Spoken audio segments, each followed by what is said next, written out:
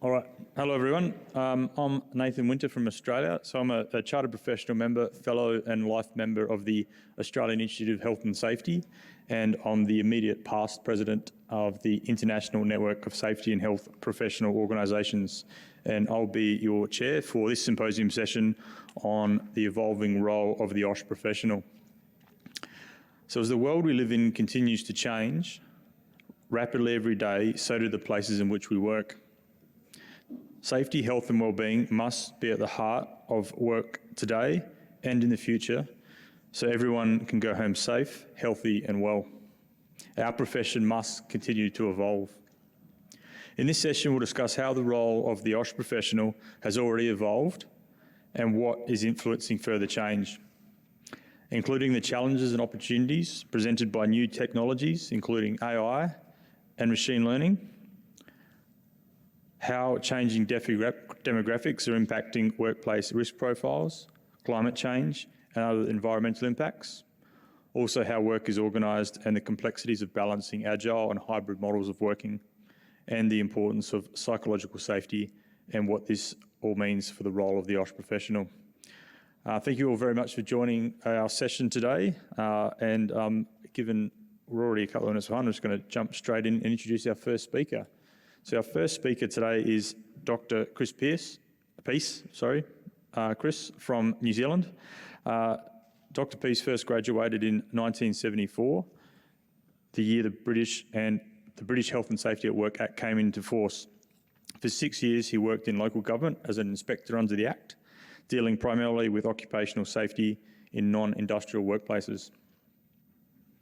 However, occupational health and safety became more significant, requiring updating of knowledge and skills. After emigrating to New Zealand in 1980, he moved into general risk management, but retained a strong interest in occupational health and safety, often helping clients to integrate health and safety into business management systems. This required learning how to talk safety to managers and to health and safety practitioners. Dr. Peace returned to the UK in 1990 through 1995 and worked with some major clients. Studying for a Masters in Science, provided a mid-career update on UK and EU legislation, some of which remain useful when he returned to New Zealand in 1995. There he found the country had adopted quasi-Robins legislation, and the death of 29 miners in an explosion in 2010 showed the inadequacies of that legislation and the regulatory system. All change and another round of updating, including researching a PhD part-time, led to a change of career for Dr. Peace from consultancy to academia and teaching postgraduate students and carrying out applied research and editing the open access Journal of Health and Safety Practice. His career has therefore paralleled the changes in occupational health and safety profession. Please join me in welcoming Dr. Peace for his presentation on the evolution of OSH legislation and its impact on the OSH professional practice.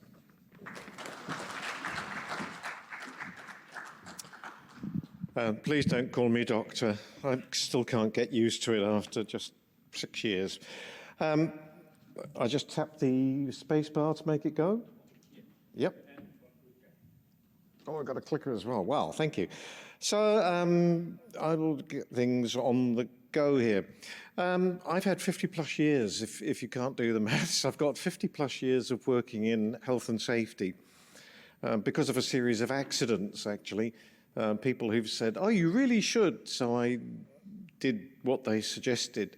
And that final one was being told that the professor at Aston University in Britain was a bit grumpy because I'd not stayed on to do a PhD there. So here I am. 20% of the time from 1802 to now, I've been alive and working. And that year, 1802, is quite significant. I've watched as we've gone in my career from safety to health and safety to health, safety and well-being. And I'm beginning to feel dangerously close to being left behind, but then I plan to retire at the end of 2029. But I wonder, have we forgotten something? And I'm going to bring something into my paper that I think we have forgotten. I did a PhD in management science, and that really, really expanded my horizons. And I recommend anybody who wants to do a PhD, do it in something that's not health and safety. Keep going, there we are. So turning to the development of British legislation, because I wasn't there in 1802, but I was there for some other things. The Health and Morals of Apprentices Act 1802 came into force, and it required things like redecorating the mill every year, cleaning the place every day, and not allowing more than 2 apprentices to sleep in the same bed at the same time. I don't know what happened with girls who were apprentices. Anyway, they also had to have time off on Sunday to go to church. That was written into the legislation. It was not well thought out, and enforcement was almost non-existent. Through the 1800s, the UK developed one Factories Act after an amendment, after another, after a consolidating, after further amendments. And where that was getting was updating of the statutes to follow the precedents set by common law decisions, because workers were suing for harm at work. I don't know if there really was anybody much in our kind of world working in industry in the mid-1800s. The 2 professional bodies, the Institution of Industrial Safety Officers and the Institute of Municipal Safety Officers, eventually merged 30 or 40 years ago. I'm not sure of their history. So was there anybody there at the time, or was it just down to well-meaning mill owners, factory owners, and others making things happen? There was the development of other legislation, including the Officers' Shops and Railway Premises Act 1963. That was actually the last statute that was specific to a sector. And there was a realization in the 1970s that there was too much legislation. And this was actually very well put. And that's how come Lord Robens got his job chairing the committee. And that committee responded to what essentially was a lot of prescriptive and applied to specific workplaces legislation. And that's in stark contrast to what we have now in the UK, Australia, and New Zealand, a point I'll come to in a little more detail shortly. But the other countries have gone different ways, similar ways perhaps, but we now are at the point where it's performance-based legislation that makes things easier.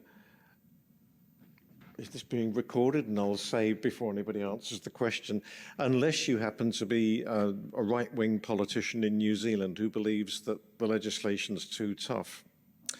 So going back, the British Health and Safety at Work Act 1974 enabled a consolidation of 9 main statutes and 1,200 regulations.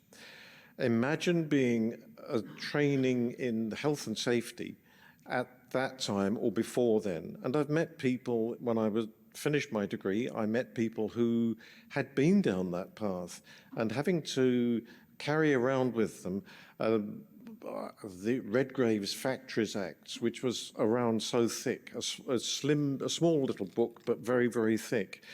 It must have been hell to learn that lot. The Australians had a problem some years ago now that each of the states had completely separate and different legislation. It's a federal system in Australia, and wisely the federal people decided that this wasn't a good idea, that there were trade barriers between the states, and so Robin-style legislation was drawn up in a model bill that could be adopted by the Australian states. Most of them have now done it. I said that the UK decided to update itself and get rid of 9 main statutes. Australia could see the problems with the different states having legislation. New Zealand went a different way. We waited until there was only one mines and quarries inspector to do 1,000 mines and quarries, and then waited while the Pike River mine blew up and killed 29 men. It was a horror for the country, and I remember being absolutely flabbergasted. How could that happen in 2010. There was a Royal Commission, there were other inquiries, and the realization that there was a bit of a problem called directors and senior managers didn't seem to be getting the message. Specifically, they hadn't in the Pike River mine. The directors didn't know what methane gas was and that it could go bang. So the health and safety profession in New Zealand suddenly had a jolt from being something of a backwater with a lot of very good people, but not being taken into account by a lot of senior managers. And I was invited to write an article along with Greg Dearsley and a couple of other people that got published in Safety Science on the evolution of health and safety as a profession in New Zealand. And it was really quite interesting to look backwards to see it was around 1850 that people went out as in the initial work as sort of inspectors, checking on ropes and ladders. And that was the scope of the job. What all of this missed, and I think we still often miss, is the interdependence of workplace systems. And I'm running in a number of quotations here. This one is from Peter Drucker in his 1973 book. And he said that there are a lot of things that we have within businesses, but it's interdependence within a business that we fail to take into account most of the time. And I found this quote when I was doing my PhD, and I was looking at the time for a way to do some sort of analysis of my case studies. And I found the McKinsey 7S model, and in the diagram that's up there on the screen, the 7 circles represent each of the S's. And what I was able to do was map against that ISO 45001. And so that's the yellow boxes, and I tacked in a few other things. And I was able to use that as one of my gap analysis tools to find out with my case studies how well they were doing with risk assessments. And the answer, uncomfortably, was not very well at all. I also found an operational risk model with 8 points on it that was developed by Macon and Winder, a couple of Australian academics. And that's also a very useful model. I'm going to write a proper paper out of this and get it published, of which more shortly, and that will include Macon and Winder properly. So that really got me thinking, doing a PhD and looking out from the outside looking in and inside looking out at what's missing. And this is one of the key points that I'm talking about today. So I've got a series of quotes here. This one is from Lord Denning, who was a law lord in the UK, in the House of Lords. And this was in one of the appeals that went up to him. And he talked about a company might be likened to a human body, and I've left out a lot of the words. But then he said, others are directors and managers who represent the directing mind and will of the company and control what it does. And that, I thought, was a really good quote. I've used it many times. And then get to Lord Robens himself, who said, and I go straight for the underlined, the job of a director or senior manager is to manage. The boardroom has the influence, power, and resources to take initiatives and set the pattern. So this ought to have been power to our elbows as health and safety people. It took a bit longer, though. Monkman, who was an eminent barrister working in workers' compensation in the UK, wrote these words about how the employer's job was to generally organise the workplace. And then I found one of my all-time favourite quotes from when I worked in corporate risk management. And in short, all management is risk management. Now I stopped and thought about that a lot, and I keep going back to it, that all managers are expected to be risk managers. And then I found another whopping great doorstop of an article by Bloom and other workers who presented a formal model of management as a technology. And the list of references which I've tacked on includes how to get that one free of charge because it's open access. And it's 60-odd pages long. It's a monster of a really good piece of research, international research at that. So turning quickly to what's in the health and safety legislation in Australia and New Zealand, but not in the UK because the POMs are a bit behind us. The Act talks about a duty of care owed by officers in the form of due diligence. Section 44 in the New Zealand Act and different sections in the different Australian Acts. And 44.4a to F sets out the reasonable steps that officers, the directors and senior managers, typically the chief executive, are supposed to take. There was a recent case in New Zealand that has really set boardrooms shaking with terror, I think. Maritime New Zealand is one of the regulatory agencies, and they prosecuted Anthony Michael Gibson, who had resigned as the chief executive of the ports of Auckland. And they prosecuted him for his failings in complying with Section 44. And it is, I think it's about 140 pages long district court decision. I thought it was so good that I've started using it in my teaching, getting my students to use it in their assignments. I'm using it in a research project at the moment and some webinars for the Institute of Safety Management.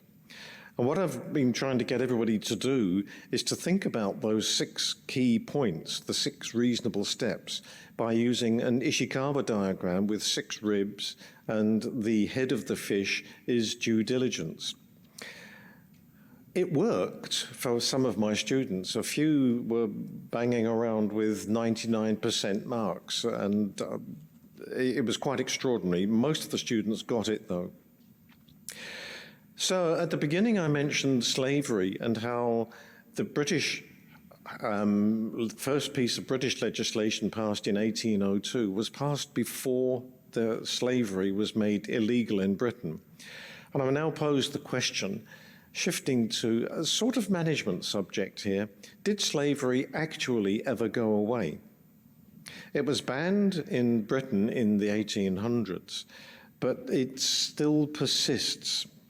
And by way of a very brief overview, these are the sort of typical things that you can find in modern slavery in probably all of the countries represented in the room today. In one form or another, there will be some type of modern slavery. And so my challenge and question to you is, what can we do as health and safety people? What's in your supply chain? Who do you get to provide goods or services is my next question. And then what can we do in the form of developing business policies and verifying and maintaining vigilance to make sure that those are all there? That's the end of my slideshow, except for a thank you. A full article will follow. Nathan's mentioned the Journal of Health and Safety Practice. It's free, open access, online, and we don't have any, at the moment, we have no article processing charges. If you're interested in writing, talk to me. Professional information, which I won't read out, and then 2 slides with all of the references in that you can look up, most of them free of charge, some of them you have to pay for. Nathan, that's me done. I think I'm on time. Yes, thank you, Chris. Probably got time for one quick question. Does anyone have a question for Chris? No? Okay, we'll crack straight on because here we are a little bit behind time already. So our next speaker is Michaela Murray from Aotearoa, New Zealand. Did I pronounce that correctly, Greg? Michaela is the National Health, Safety, Security and Quality Manager at Cook Brothers Construction and part of their executive team. With a background in nursing, she brings a people-focused approach to her work in health, safety, sustainability and quality. She's also an intern board member with INSHPO, contributing to the global direction of health and safety practice. Michaela's here to talk to us about the power of engagement in change management, especially as the role of the OSH Professional continues to grow beyond compliance into culture, leadership and influence. Please join me in welcoming Michaela.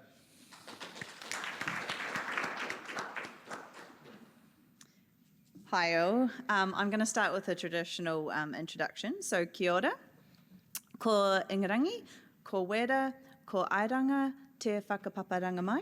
Engari, ko West Melton te whenua tupu, ko Aotatahi Kaianga, he Health, Safety, Sustainability and Quality Manager, au I Cook Brothers Construction, he intern au I INSHPO, ko Michaela Murray aho, tēnā tātou katoa.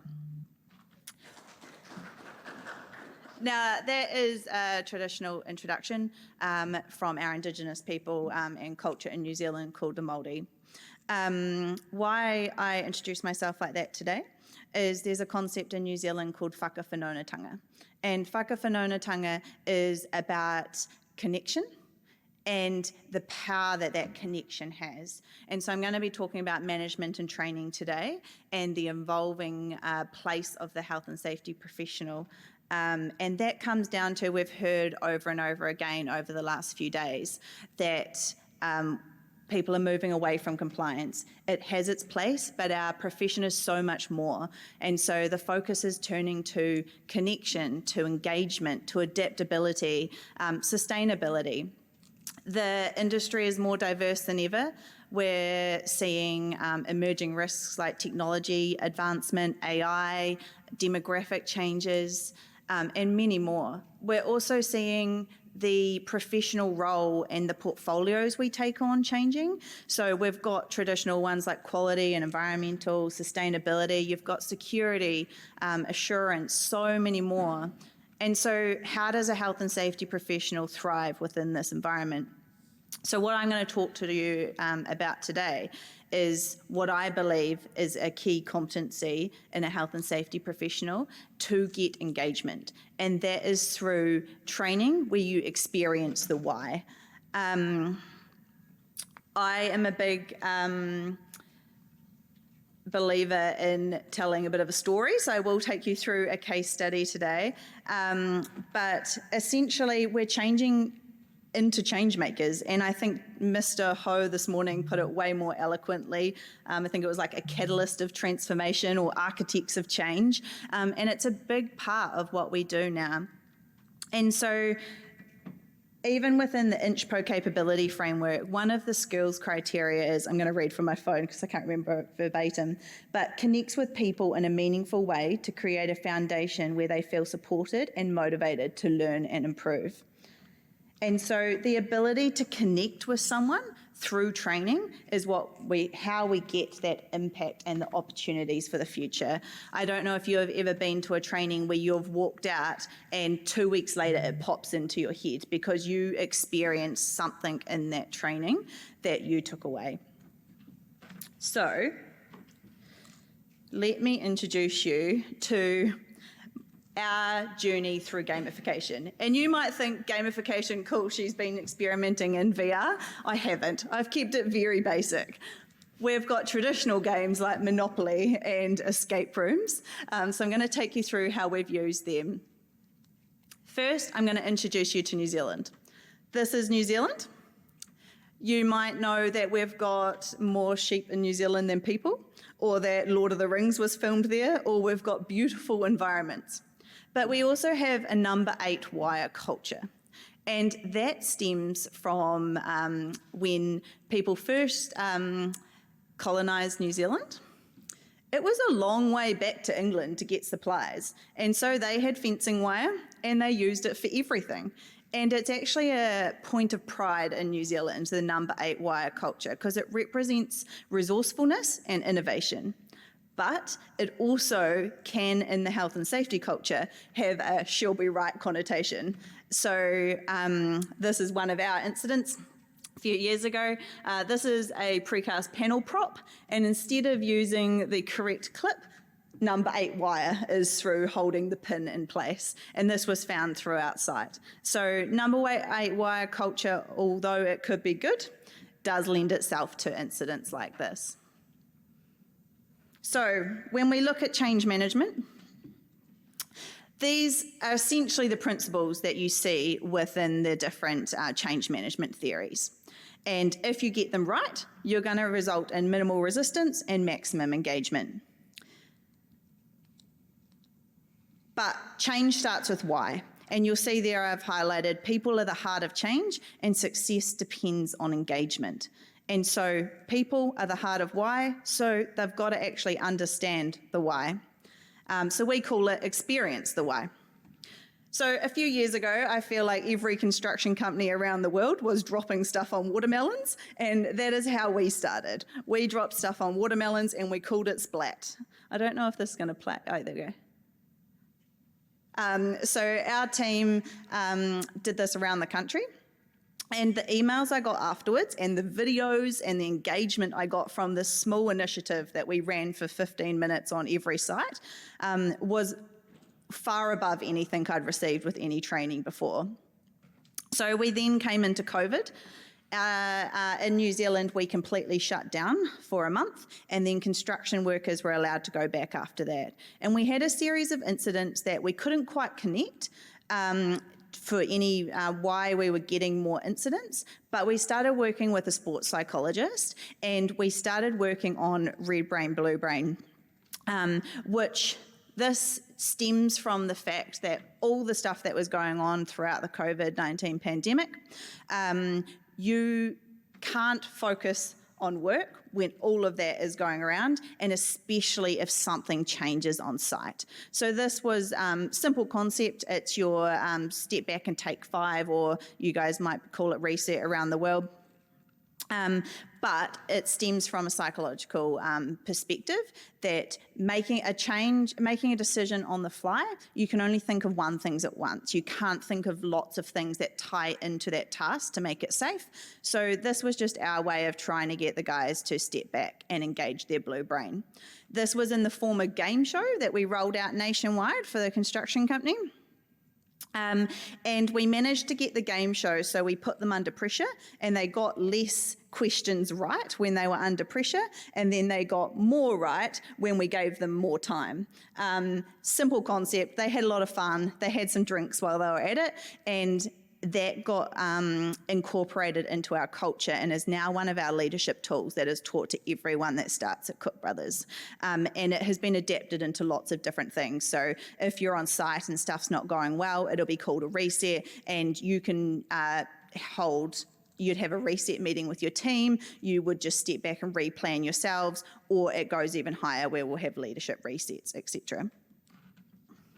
But those can only influence so far. So these dots represent my managing director and me. So that's our structure in the company I work at. Really easy for me to get stuff over the line. It only needs to be a phone call. So I know that's hard for a lot of organisations. That's easy. The next stage is where we put our focus. So we've got 5 regions. Within those regions, they might run 10 sites at any one time. And this is probably what's in my influence. I can get all our direct employees within the company and influence them with the experiential learning I've been doing. But then you look at each site, and I got sick of doing dots. So I've only represented 6 subcontractors per project when there's actually multitudes. But then you've got all your trade partners or your subcontractors that come to site. You might have agency workers, you've got suppliers, and there's a big realm of influence that our actual site teams could achieve if we give them the right tools. So we started looking at what that looks like. We started simple. So toolbox talks, we develop these internally with evidence-based practice, but in a way that our team engage with. It's got videos, but how we did the experience, the why, is on the last page, there's always a game example that they could run really simple on site. It might be like getting into a digger and getting a chance to see how quickly it swings around using a tool. It could be a quiz, or potentially it's just open-ended questions that prompt some sort of discussion. So they've got that tool. Simulation training, a lot of people do it. We did it, but we used to run it as a health and safety team. But we brought more crash dummies, and now our crash dummies just go around sites as they want. And we've seen the amount of rescue simulations on site increase significantly. Our team plan at the beginning of the project exactly which ones they're going to do now. They'll ask for, so one of them's called Chuck Hazard. So they'll ask for Chuck Hazard to come to site, and they'll lead it and engage on site. Because when we talk about whakawhanunatanga and connection, our site managers and our site team, they have those connections with our subcontractors down below and our agency workers. So that is one of the tools the equipment we've given them to get them to engage in our program. After all of that, we realised one of the biggest barriers is not many people like speaking in front of each other. And so we've engaged with our marketing team, our sports psychologist, and our leadership team, where we started just by getting the team to come in. And it was as simple as getting them to pick a topic out of a hat, and it might say ice cream, and they had to give a 1-minute speech on ice cream on the fly. We have now developed that, where we've got one-on-one coaching, leadership training, and we also do an internal Toastmasters. So our communication and marketing manager will run that Toastmasters to build the speaking skills, so that we actually see that our team can connect and engage on site to be able to influence right down through the levels of the business. So what have we seen? We've seen our team have used the number 8 wire culture, but in a safer way. So one of the first things we saw is our team building their own spinning wheels. And one of these is built out of a bike wheel. So they'd taken the bike wheel from the back of their garage, brought it to site, and they'd made it into a spinning wheel in the name of safety. That spinning wheel had different engagement items on it. So if you'd engaged with the team, done something cool on site, reported a hazard, or we don't usually like to incentivize reporting a hazard, but all those things, you would get a draw for the spinning wheel. And we had really cool stuff on there, like you'd get to finish work 2 hours early if you spun and it come up on that. But it also tied into the connection piece. So to spin the wheel at the end of the week to see who won their prizes, you came to a barbecue and we had that connection with it. But we've also, one site tipped a whole skip out and determined what waste was in it. So everyone on site got to see what had gone into it and what materials that they had potentially not recycled, etc. So they experienced the why, which then prompted change in their waste management efforts going forward. Way more speaking opportunities, spill kit scenarios, you'll see a picture there. They built their own spill kit for the scenario out of pantyhose, kitty litter, and they'd made red jelly as the product or the hazardous substance. So we're getting our team to do this stuff, and it means that we've just got way more influence. In our sustainability space, we have sustainability carpenters, and the confidence they got out of the training program and the skills, they actually now go into schools and run workshops where they either build a toolbox or a bird cage, but it's engaging our community and bringing them into the industry. It's getting that connection piece, as well as developing our ability to get messages across. What's next? So I sat in an executive meeting a few months ago, and without my prompting, the exec team developed this monopoly board. So when I go back, we've got, it's based on quality and the process of the construction process, I guess. And as they move around the board, they'll get challenges, and they'll have to use like strategic thinking, risk awareness to get higher or less points as they go around the board. In the background, the marking sheet or how it's going to be facilitated is for more innovative, like number 8 wire thinking. They'll get higher points if they're thinking strategic, etc. But they're experiencing it. They're actually going through a live project that they're going to be given, and it goes from setting up a site and tender, so our estimators are involved in it, right through to shutting down a construction site. So they go through and think it with the team, use the different roles as they move through the board. A few months ago, I met Marilyn, and in our chats, she goes, "Oh, well, I ran an escape room one day." And so when I go back, I go straight into running some escape rooms. So this is some of the stuff we've developed, but the escape room is only focusing on stuff we've rolled out in the last year, and we're using it more as a reinforcement and verification process. So it'll be a bit of fun. They'll get their challenges, and they're competing against each other. But we'll be able to get a bit of a picture of what stuff's landed over the last year that we've rolled out, but also reinforce it. Within it, we've also got key roles targeted, so ones we know haven't picked up new procedures rolled out, etc., where they have to answer it within the team, and we've specifically curated the teams to facilitate the different roles. And so what made it work? Overall, we engaged actually on site with the team, and they've developed stuff that works for them using the experience, the why principles. And we're finding that connection piece is what's driving it forward, because they know the team on site. We empowered them with tools, and we gave them trust. So we let them drive it forward. And by giving them the tools, we've evolved our program beyond us. And so it's got greater influence. So I challenge you to look at the next thing you're rolling out within your organisation, where you can look at experience the why type training, where your team will walk out the door and remember it 2 weeks later because they actually experienced it within the training. That's all from me. Thank you very much, Michaela.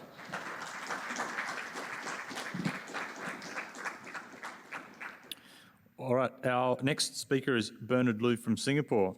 With over 2 decades of leadership in workplace safety and health, Bernard brings extensive experience and expertise in designing and implementing strategic safety programs, ensuring regulatory compliance, and cultivating a culture of safety across organisations. Throughout his career, he has achieved notable milestones, including fostering employee engagement by encouraging active participation in safety initiatives, recognising outstanding contributions to workplace safety, maintaining clear communication on safety performance, and creating open forums for employees to voice concerns and share solutions. His passion lies in driving continuous improvement and embedding safety as a core value within organisational cultures. In addition to his professional accomplishments, Bernard serves as the president of the Singapore Institute of Safety Officers, where he leads efforts to advance the workplace safety and health profession locally and regionally. He also contributes as a board of director for the National Fire and Emergency Preparedness Council and as a committee member of the Workplace Safety and Health Council for the hospitality and entertainment industry. Please join me in welcoming Bernard for his presentation on the evolution of the role of OSH professionals in Singapore.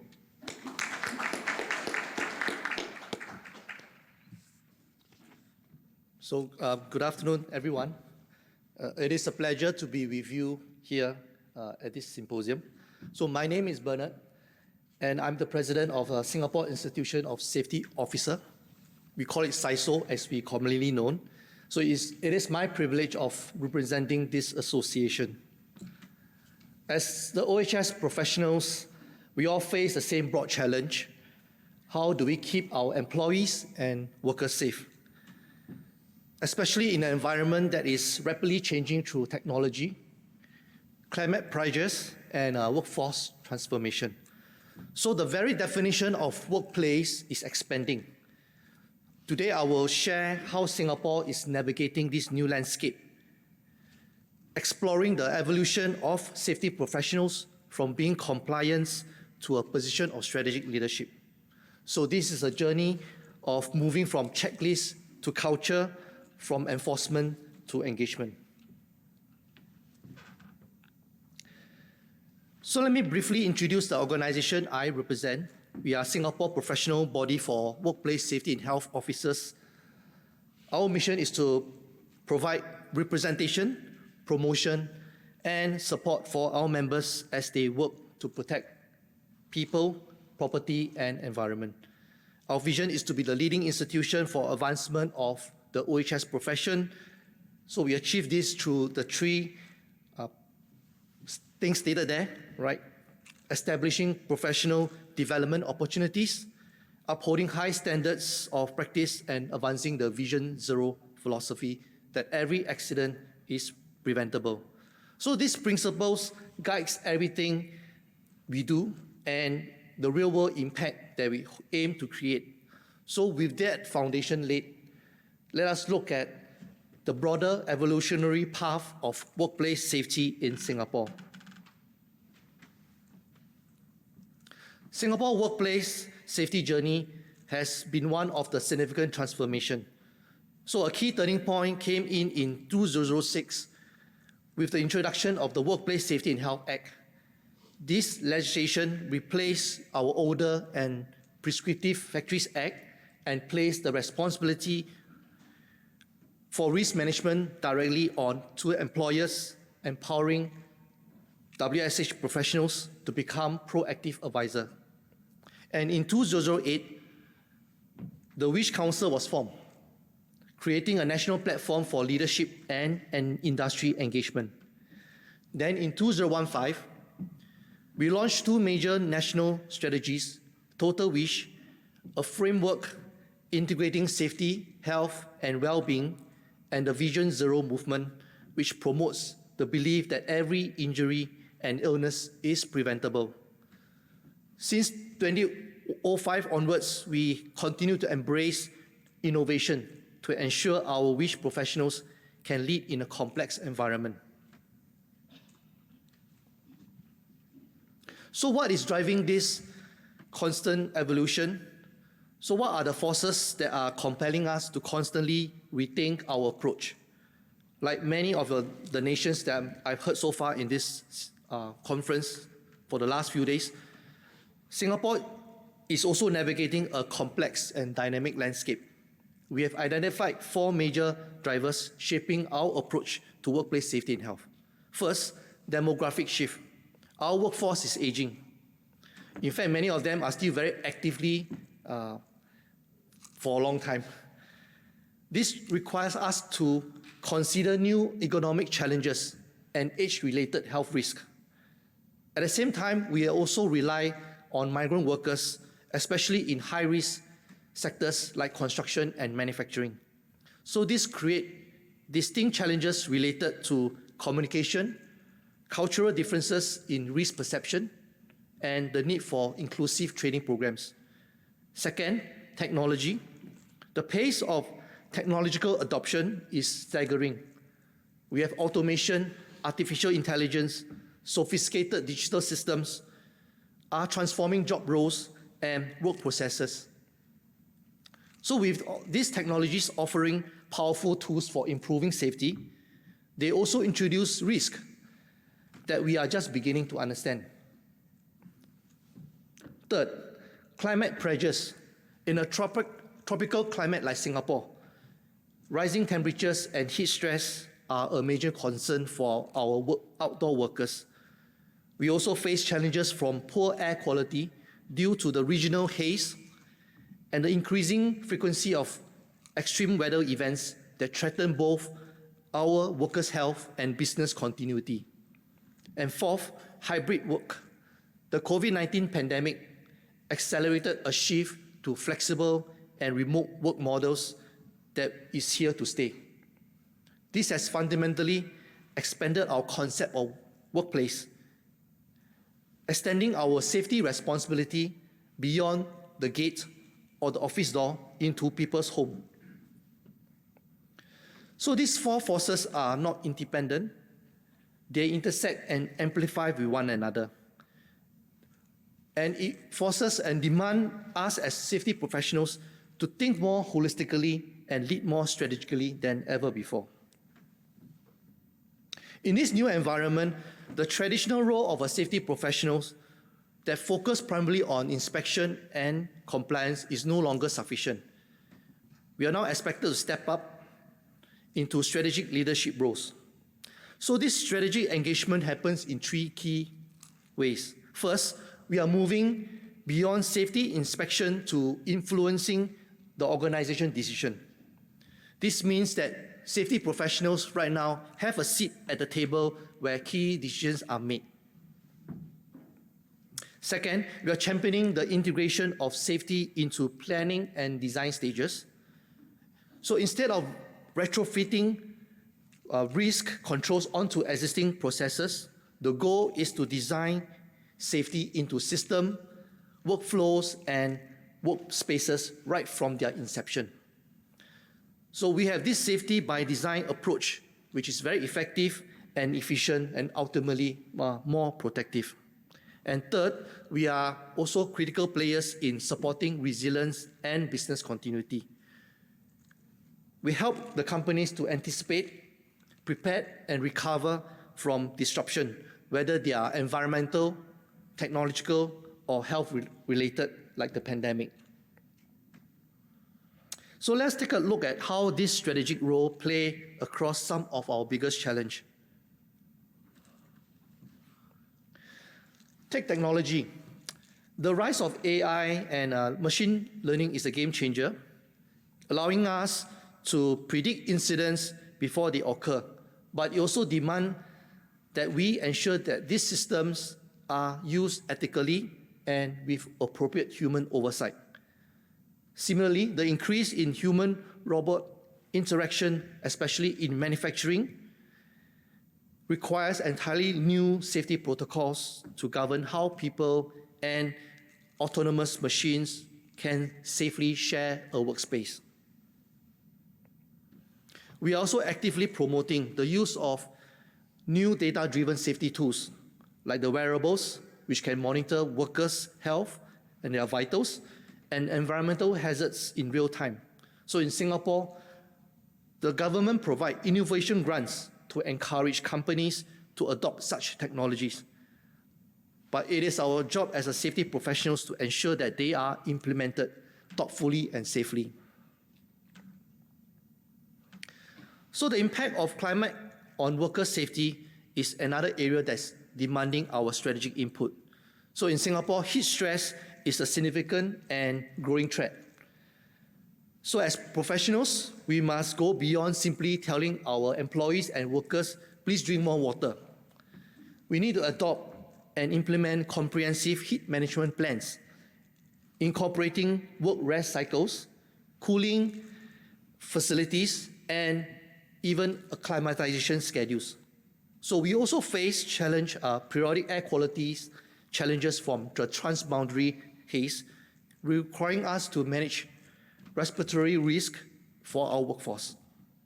And for preparedness for extreme weather, it must be robust with clear emergency response plans that are well rehearsed and understood by all.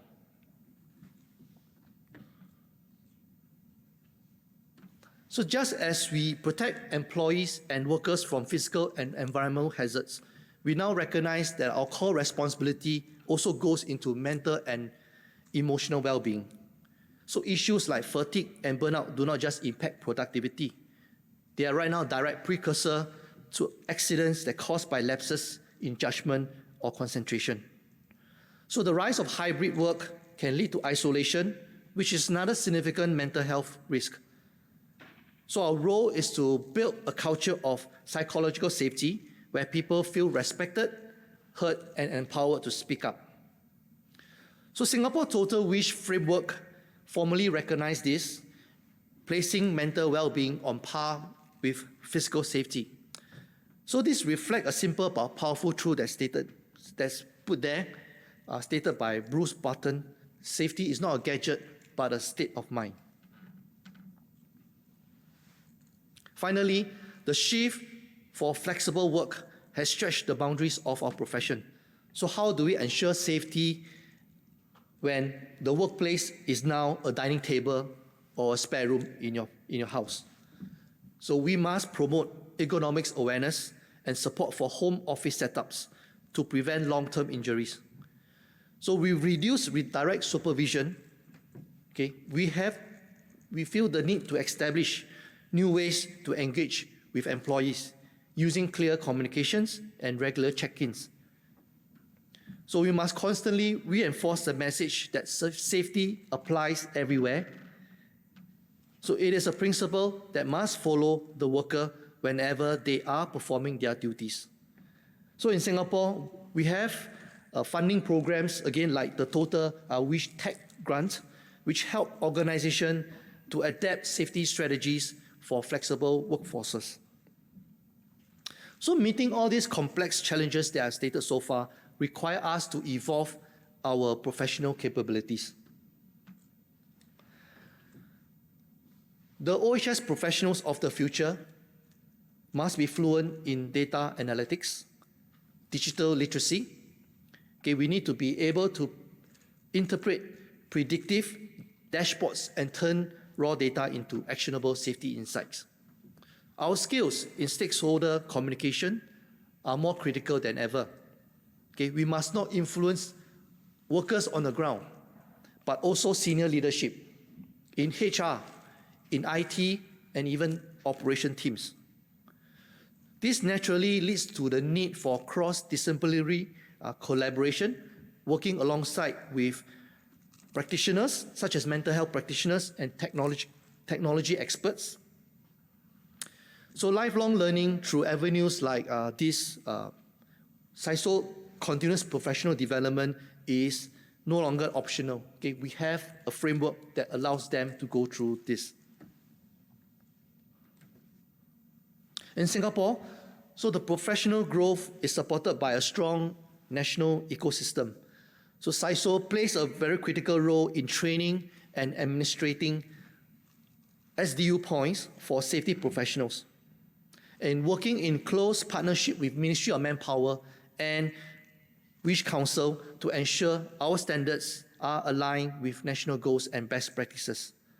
So this entire effort is aligned with, again, with the twin movement that I mentioned, Vision Zero and Total Wish, which provides a shared philosophy and strategic framework.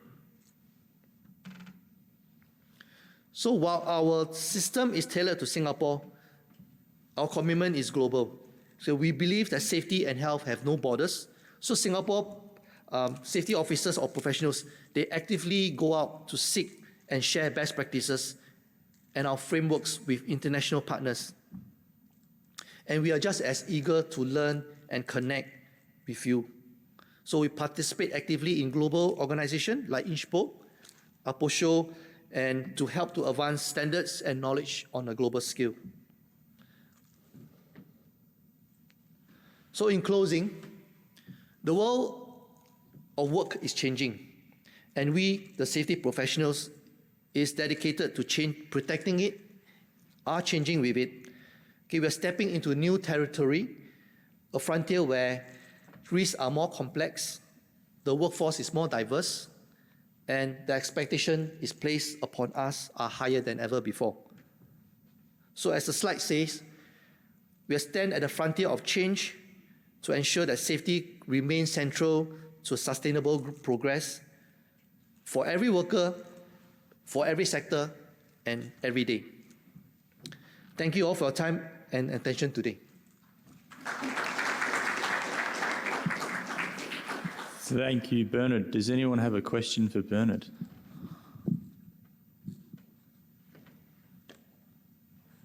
No? Okay. I'll go on to introduce our next speaker, who is Dr. Marilyn Hubner. Dr. Hubner is a distinguished leader in occupational health and safety, renowned for innovative integration of adult education and safety systems. As the Managing Director of Build Up Research, she delivers tailored safety education and consultant services globally. Her academic credentials include a PhD in adult education, focusing on construction site supervisors' perception of safety training. She also has a Master's in Education and multiple diplomas in occupational health and safety. Dr. Hubner's career commenced in the Australian Army, instilling values of discipline and service that underpins her professional ethos.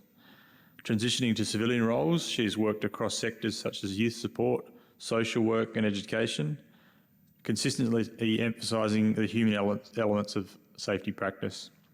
In academia, she serves as a faculty member at the University of Fredericton in Canada and Edith Cowan University in Perth, Australia, contributing to OHS programs and championing adaptive learning models that cater to diverse learner needs. Her commitment to the safety profession is further evidenced by her leadership roles in organisations like the American Society of Safety Professionals and the Australian Institute of Health and Safety, where she's the manager of the OHS Body of Knowledge. Notably, she received the American Society of Safety Professionals President's Award for transforming their leadership conference into a year-round program that empowers safety leaders. Dr. Hubner's holistic approach to safety, practice and education positions her as a pivotal figure in advancing global workplace safety standards. Please join me in welcoming Dr. Hubner for her presentation on the OHS Body of Knowledge, a foundation for the evolving OSH profession. Thank you, Marilyn. Thank you very much. So we've been hearing this morning and in the past few days that the world of work is changing and that as OSH professionals we need to change and we need to learn more skills and have further capabilities. So today I want to share with you a resource that you may not be aware of that can certainly help you in your evolution as a health and safety professional. Of course, it's not everything to just have the knowledge. The knowledge that is there today, it's at our fingertips. As OSH professionals, we need to be able to apply that knowledge into our day-to-day workplace. So, what is the Occupational Health and Safety Body of Knowledge? It is a resource for all OSH professionals, for anybody interested in safety. It is an open access, peer-reviewed compendium of safety knowledge. It's designed to capture the core concepts that every OSH professional should have to enable them to undertake their role in a professional manner. The concepts are evolved around a structure that I'm going to show you in a couple of slides. And its main idea around that knowledge is to enable us to be able to look at our fatalities and injuries and look how that we can control those. It is also a resource that is kept up to date. So it's an evidence-based and current resource that we can all use. So as I said, it is a resource for people that are interested in safety, primarily us, occupational health and safety professionals and practitioners. It's also a useful tool for educators and students and any people in associated safety courses, so occupational hygienists or ergonomics or even management. It's also a good resource for regulators and policy management because it is kept up to date and current. It's also used around the world for certification and accreditation bodies. And of course, it's an essential tool for resources if you're looking into different safety topics. Now, it does have some rules around it. Even though we've been talking about moving from compliance into culture, I think a good resource needs to have some strong foundational principles. So this resource is not a how-to guide. You can't pull this resource off the internet and then expect to be able to go out and be a health and safety professional. It's not a how-to guide. It is a resource that's around evidence-based thinking.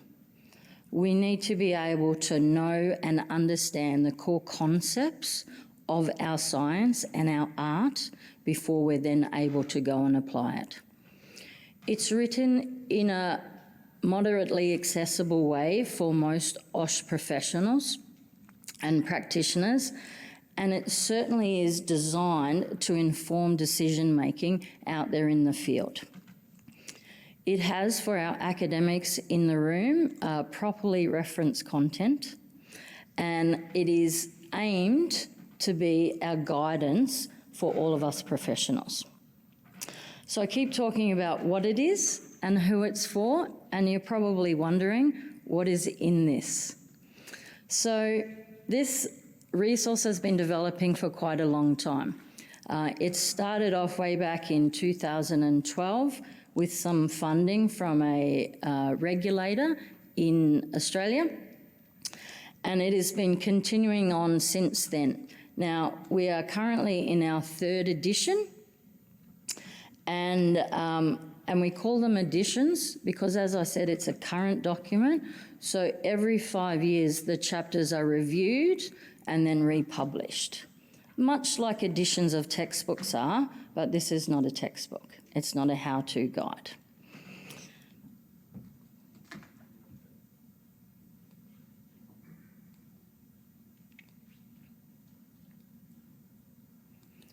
I'm just going to put this all up and then I'm going to explain the document. For all the engineers in the room, you'll be able to get it just like that. Okay. So if you think about our profession, we know that everybody works. We're in workplaces. And the work that we do, the tasks that we undertake, is going to impact on the safety and health of people, of our humans. Now, the humans in our workplaces, they work mostly in organisations. Of course, you can work for yourself, but it's still an organisation. So the organisation itself is impacted and influenced by socio-political context, things from coming from outside into the organisation. So the way that we look at this is that the organisation, within the organisation, we can have systems, sometimes multiple systems running at each time. And those systems are going to generate hazards and risks, which are going to need to be controlled to minimise that risk, because that's our aim, is to minimise that risk. But in order to minimise the risk, we have to understand what is causing those risks and hazards. So we bring it back up into ensuring for the safety and health of these people. And within all of that, we have the practice of us, the OHS professional. Now, each one of these headings or boxes in this is essentially a heading within the body of knowledge. So if you're looking for information on what the socio-political context of the organisation is, there's chapters on the socio-political context. If you're looking for chapters on specific risks and hazards, there's a whole lot of chapters on risks and hazards.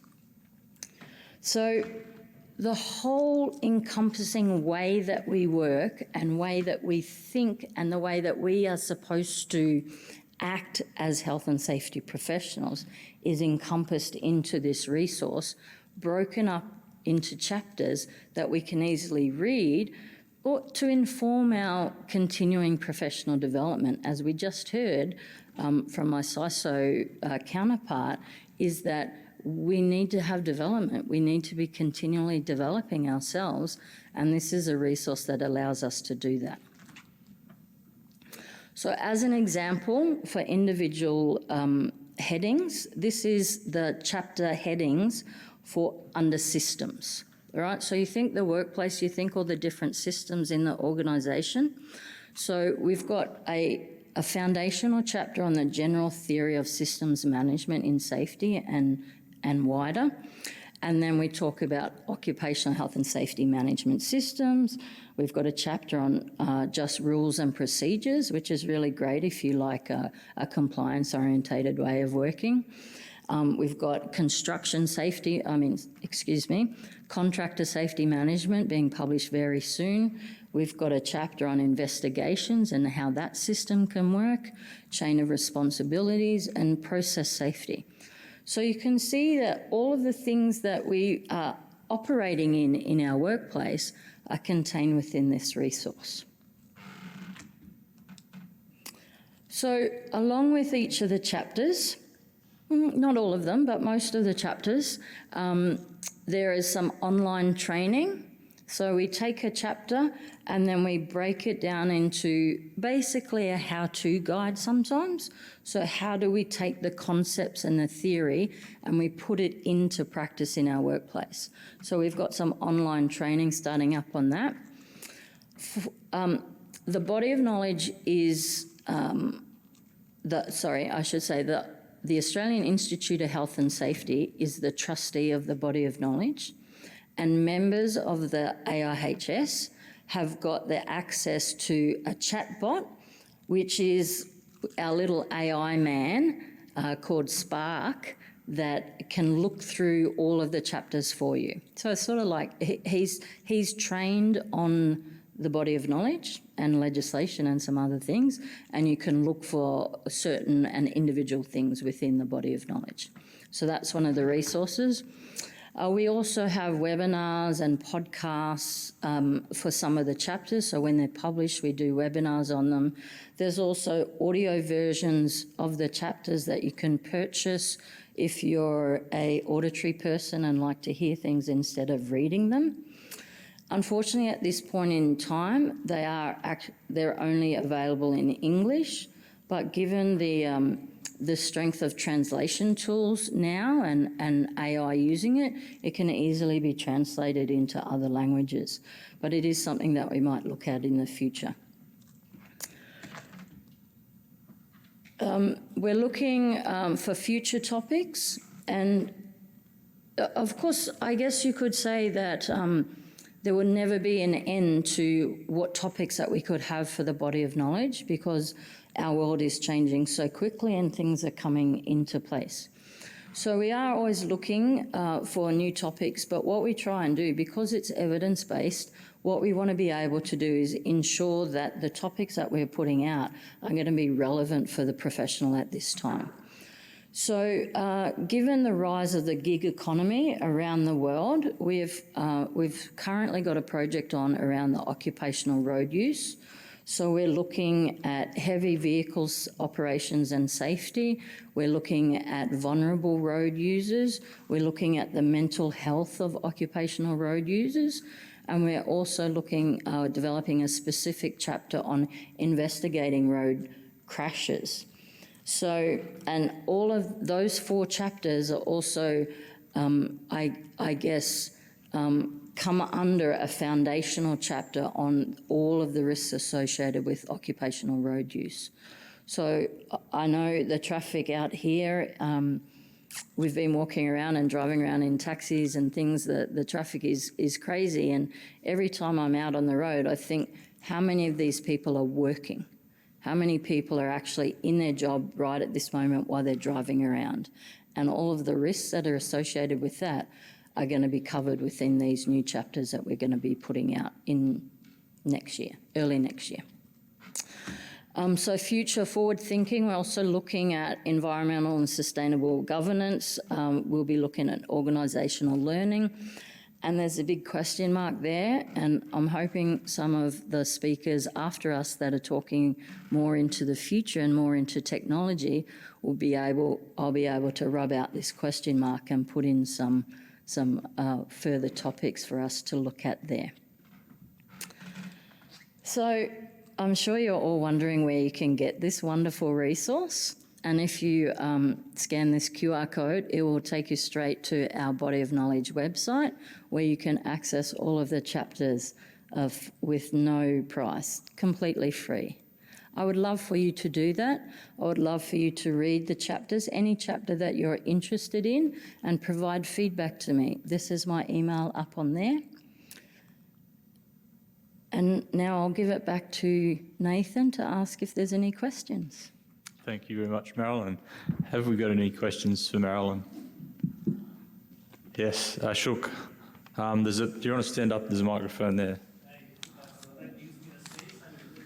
Do I get the prize for the first question? Yes. Thank you. I don't know what the prize is yet, but That's okay. Thank you, Dr. Marilyn, for sharing this resource. You said you are into the 3rd edition or 4th edition, and your objective is to have the regulations. Are you going to consider the global or country-wise regulations, or specifically addressing some countries or something like that? So it's very difficult to try and include every country or every different way of working around the globe. But this 3rd edition is primarily working on including a more global aspect of each of those things. So the earlier editions have been primarily Australian-based, but have been written with global authors from around the world, but primarily Australian-based. So this 3rd edition, as we review the chapters, we're trying to take a more international view, and we're looking wider for international authors as well, so that we're getting a wider perspective of the content of each. So. Thank you. Maybe ILO is one good source. They have the country profiles with the regulatory bodies. Maybe that can be the link or something like that. So Yeah, absolutely. yeah. Thank you. For Thank sure. you. Sure. Yep. Thank you. thank you. Do we have any more questions for Marilyn? No? Okay. you. We'll begin to introduce our next speaker. So, thank you, Marilyn. Sorry. Our next speaker is Dr. Wada S. Ghanem Al-Hashmi. Dr. Wada has a Bachelor's of Environmental Engineering and is considered one of the experts on environmental sustainability, health and safety, as well as governance and leadership and high reliability organisations. He's a Chartered Director of the Institute of Directors in the UK and has 27 years of experience, 14 of which have been as a board director in several organisations. Dr. Wada holds several academic and vocational qualifications, including 2 postgraduate diplomas, a Masters of Science in Environmental Sciences, an Executive MBA, and a doctorate from the University of Bradford in Governance and Leadership. He has received several awards in his career, most notably the Rashid Prize for Scholarship Excellence in 2007 from Dubai, and the IEMA Sustainability Leader of the Year Award from the UK in 2019, as well as the award of the Council from the Energy Institute in the UK in 2025. He's a visiting lecturer and professor for several universities based in the United Arab Emirates, India and Malaysia. He's currently appointed as a Senior Director for Logistics and Marine Insurance for the ENOC Group in Dubai in the UAE, and he represents the UAE in the International Standards Organisation ISO Technical Committee 283, and is the chairman of the UAE National Committee for Occupational Health and Safety, as well as Working Group 9, who are developing the ISO 45009 standard. Working closely with leaders, Dr. Wada brings practical leadership ideas with a deep understanding from many years of being a HSE director in the energy sector. His work with boards and expertise as a global authority on governance and leadership in HSE and high reliability organisations is appreciated around the world. His publications include various research, practitioner, journal and conference papers, including 11 internationally published books. He supports, mentors and consults leaders and organisations. Please join me in welcoming Dr. Wada for his presentation on the evolving role of the OSH Professional, Challenges and Opportunities. Thank you, Dr. Wada. Thank you, Nathan. Bismillah ar-Rahman ar-Rahim. Assalamu alaikum and good afternoon to you all. My presentation today actually will focus more on the evolving role of the HSE practitioner. This is based on some of the research that we did a few years ago, and in fact, based on a published piece of research in a book which I co-authored with a gentleman called Dr. Rob Cooling, who resides currently in Saudi and the Middle East. One of the reasons we actually wrote this book was because I had done MBA and I was doing my doctorate research, and he had done his doctorate research and he was doing his MBA. And we reflected over a meal, actually, or a couple of lunches about how important it was as HSE practitioners to do this MBA and how it affects. So I'm talking really more about the business acumen skills that HSE practitioners should have. So obviously, as this session is talking about the growing complex role for HSE practitioners, EHS practitioners, OHS practitioners, we have in the past few years, started as practitioners really facing various aspects. In the past, maybe it was quality that was added to our job, then environment, now sustainability, business continuity management, risk management, and so on and so forth. So, but these changes really create, I think, an opportunity for practitioners. But I don't think that, what got us here as HSE practitioners is not going to get us over there. So our work is mainly on that. So I'll try to go quickly through this presentation through the model.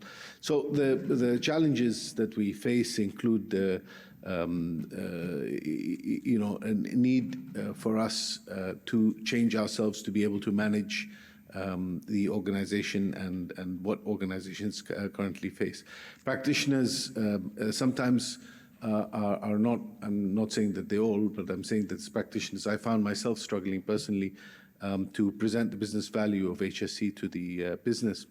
And EHS or HSE competes with so many other aspects of management attention within an organization. So we must remember that we are not their favorite child, and we are not also sometimes considered in the top 3 priorities of an organization, although obviously directors of organizations I've worked on will always articulate that safety is the most important thing, but their actions may otherwise say something else.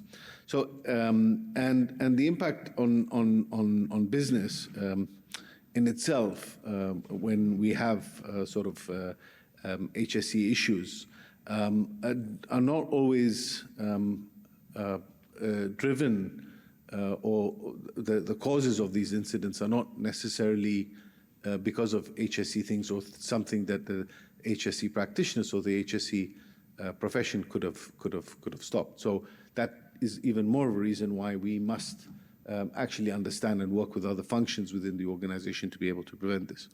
I will talk very quickly in my next few slides, which I will try to fly through, talk about this model. And this is the practitioner transformation model. And like all great models, this model was created on the back of a coaster. We were sitting in a restaurant, myself and Rob, and we turned this piece of paper around where you're supposed to put the food so it doesn't spoil the table, and we drew this. It didn't look like this at first, but this is what we ended up with.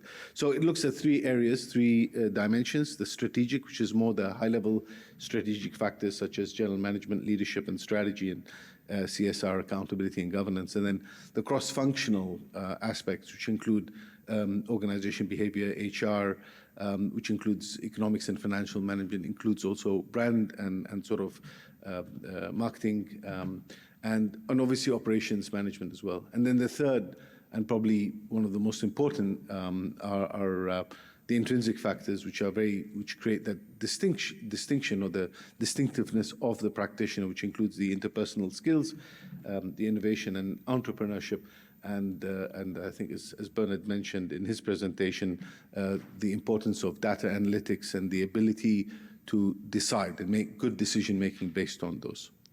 Okay, so the strategic aspects, and I'll just go through each one of them very, very quickly, is really about aligning HSE with the overall direction of the business and creating that lasting HSE occupational safety and health purpose that all stakeholders can relate to.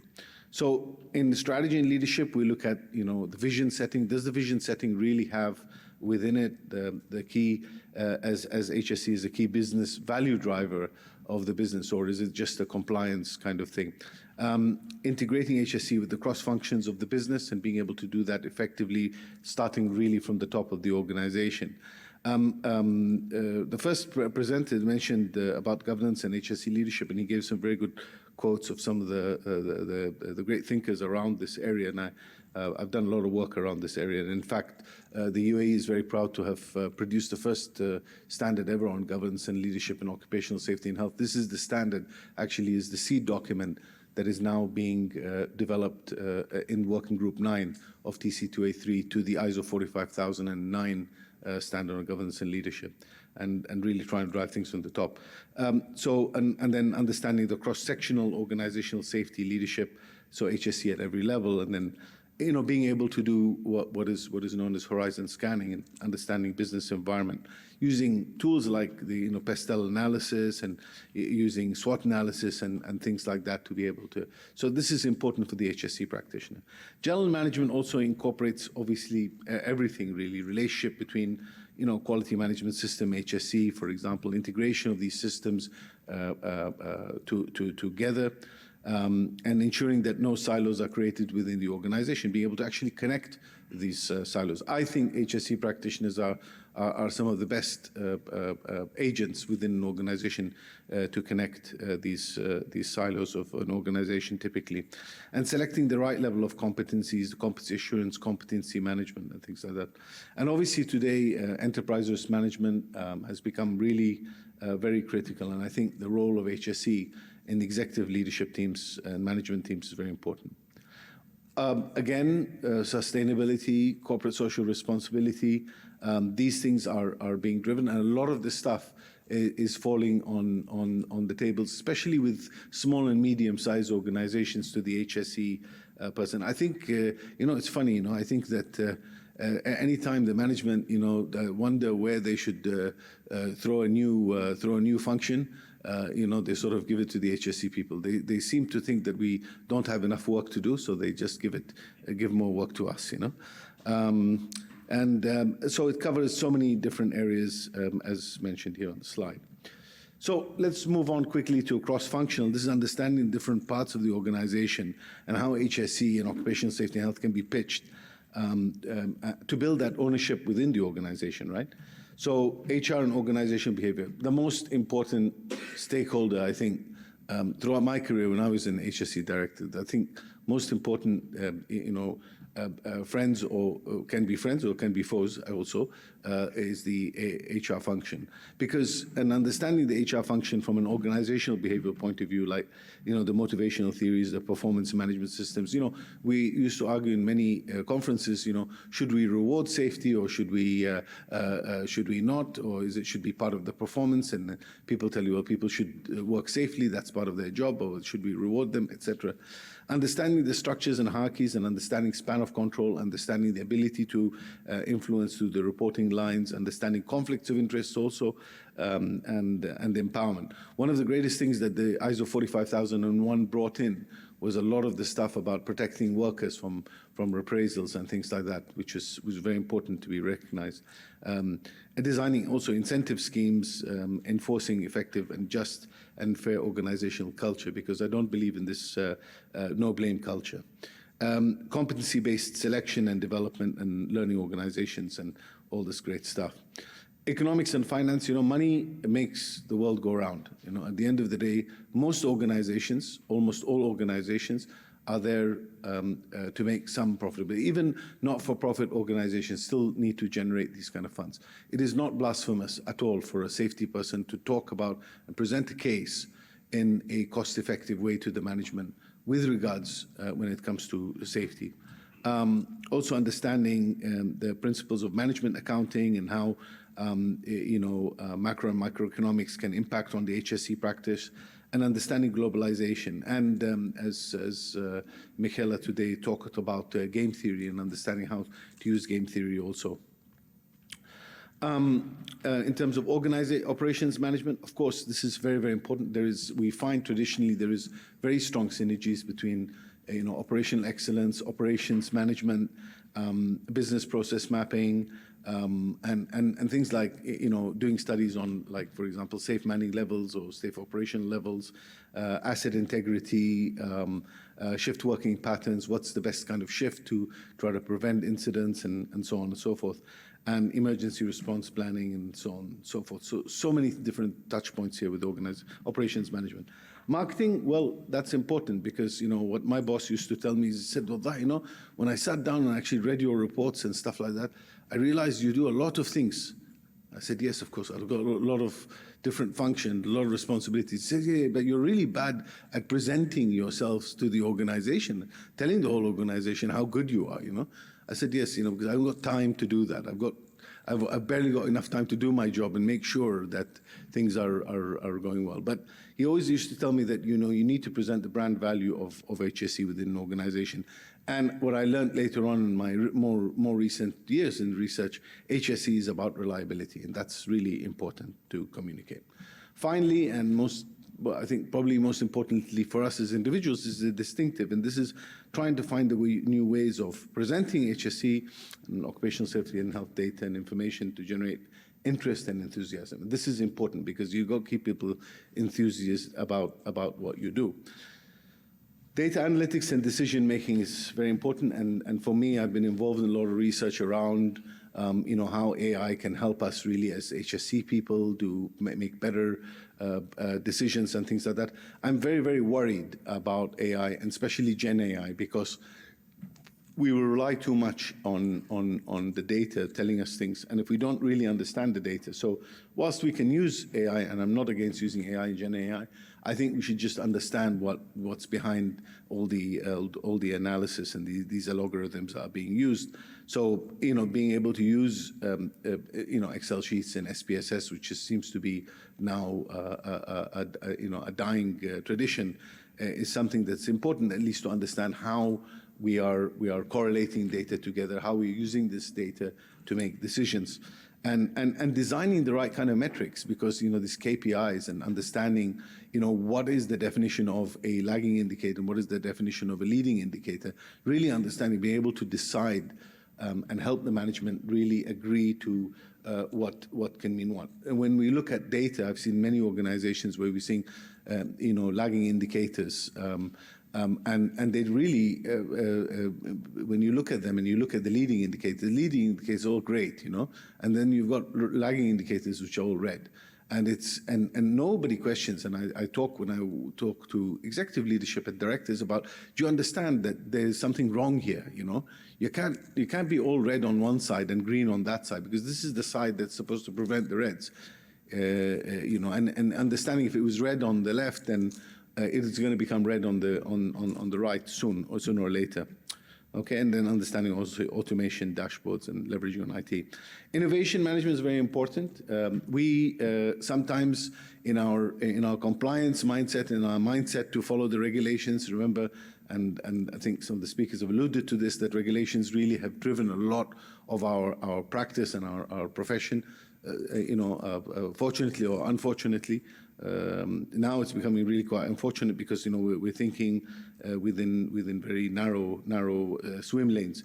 We need to look out that, and we need to understand how we can innovate. Today, there's so many different ways that we can innovate, so many different ways that we can share, communicate information, and stuff like that, and understand about even in terms of HSE, like the product development. I mean I love the presentation from Michaela, where they're using gamification to really get workers to get involved, and that's very innovative, and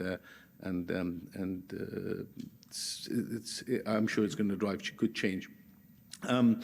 And then also developing processes, training, and really understanding, where you are, and driving continual improvement. Finally, personal impact. We must understand what is our personal impact in terms of communicating. So we must understand our level of emotional intelligence, our empathy, our teamwork, and dealing with organizational power centers is extremely important. And sometimes the power centers are not where they're supposed to traditionally be within an organization. Also understanding conflict resolution, not being the reason for conflict, in fact, trying to resolve conflict. I've been involved in my career many times as the UN peacekeeper between, for example, engineering who are refusing to not take accountability, and operations refusing to take this site, which is a greenfield site where they have to operate it. And I have to come in there and sort of say, well, listen, man, this is not really safe. Yeah, you need to really change the design or change the thing or get the contractor to fix this before these guys can take it over. And on the other side, telling them, listen, this is a punch list D item, you can accept to take this and start operating the site. So we need to be conflict resoluters rather than be involved in the conflict resolution. Influencing skills, very important. Analysis, as we said. And listening. I think we sometimes, we're too much under pressure and want to tell people what they're supposed to do. I think we should listen to people, understand what is the best way, because sometimes the operational people, they understand their job a lot better than we do. And then selling, EHS, it doesn't mean pushing it or peddling it. It's about really getting people to understand the value in it. So in my closing remarks, sorry, I'm 1 minute over. We must really ask ourselves, how important is this, what I've just mentioned or talked about, to the HSE practitioner today? Does it really require them to go that extra mile? Is it going to become more important or less important? My answer to this is definitely going to be less important, more important. And if we expect management to understand more about HSE, why should management not expect that more technical HSE practitioners understand more about the business? And I think you'd go a longer way in your conversations with especially with the MD and the ExCom and the boards, if you're able to be able to speak their language. I think it's very, very critical. It's very, very important, and it'll probably get you further down the line. And if you need to get in touch with me, this is an email you can get in touch with me on.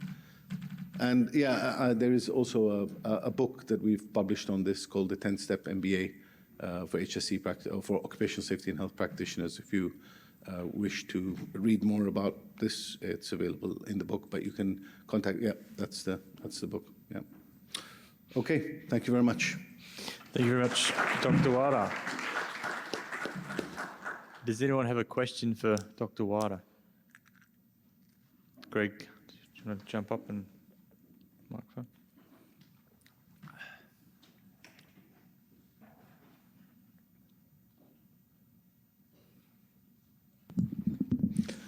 Dr. Wada, it sounds like you get to get around the world a little bit and see various different countries. What would your observation be around educational providers including that content in health and safety courses now, or are we stuck in technical skills only, or are you seeing some of the stuff included in different parts of the world you visit? Yeah, I mean, it's a very good question. Sadly, I don't think that there's enough of this content coming through. I think inevitably it's somewhat changing, because what's happening is, but this is not by design. So, for example, because HSE practitioners have to look at business continuity management more and have to get it more in business continuity management, they're forced to look at operations management, work in different settings of committees. In the past, you're not really invited to the committee. You're invited to the committee, and you're like the cousin who you don't want to invite, but you've got to invite them because they're part of the family, right? But you have to be invited to the party, to the wedding and all that, but you're not really always the welcome cousin. I think nowadays HSE practitioners are getting more and more involved in these kind of other areas. So we're finding that education coming through. But in terms of, if you look at diplomas in occupational safety and health, or HSE, or even degrees and all that, I don't think they touch on what we're talking about here enough. But it's changing, and it's changing in the right direction, very slowly, a little bit, so. Yeah. But thank you for the question. Okay. Any others? Just a quick one from me. When are we likely to see a release of a draft of ISO 45009? Have you got any ideas on that? It's a good question, yes. So there is, I mean, the UAE standard exists, but what we have done at the ISO 45000 and, well, the working group number 9 in the ISO 45009, where we are now making sure that the document is suitable for small and medium-sized organizations, that the terminologies are aligned more with ISO, because the UAE standard has got its own terminology, so we're aligning that with ISO 45001. And also trying to just ensure that the document that we have in the UAE talks about, the directors and talks about the executive leadership. Because this is an international standard now, the word director has different connotations. So we're looking at the definition of the directors per the executive. So these are the things that we're working on. I mean, fundamentally, I don't think there's been many documents, because we use the UAE standard as the seed document. But because of the bureaucracy that we have to go through in ISO, by the end of this year, we should have the document that will go out and start being widely consulted. We are working on it as the technical committee working group until towards the end of this year. Then it'll go out actually for review and then go through voting. We should have the document ready to be issued by the first quarter of 2027, inshallah. All right, thank you very much, Okay, Dr. thank Wada. you. Thank you very much. All right, and now I'll introduce our final speaker for the day, who is Robert Day from Canada. Robert's a leading authority at the intersection of regulatory compliance, workplace safety, and the rapidly evolving role of AI in online training and assessment. From his early days as a military firefighter to advising global regulators, Robert has spent decades navigating risks at every level. He has led hazardous materials teams, advised insurers and legal bodies, and helped shape industry standards across sectors and borders. Today, he offers a timely perspective on how emerging technologies, particularly AI, are not only reducing the effectiveness of online learning and assessment, but threatening their very utility. In this session, Robert invites us to take a clear-eyed look at the future of training, where innovation must align with accountability, and where the decisions we make now will either help or prevent future incidents or become their root cause.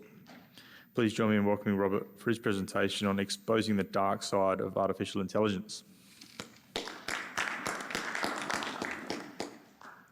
Thank you very much. So we talked about the dark side, and what does this have to do with the health and safety professionals or practitioners? And I wanted to start out with this slide. Most people are quite used to it. If you think of the hierarchy of controls in any system or process or any company, industry, and group in the world, as far as they'll have something very similar to this, the idea of the elimination, substitution, and working down through your engineer controls, your admin, and then your PPE.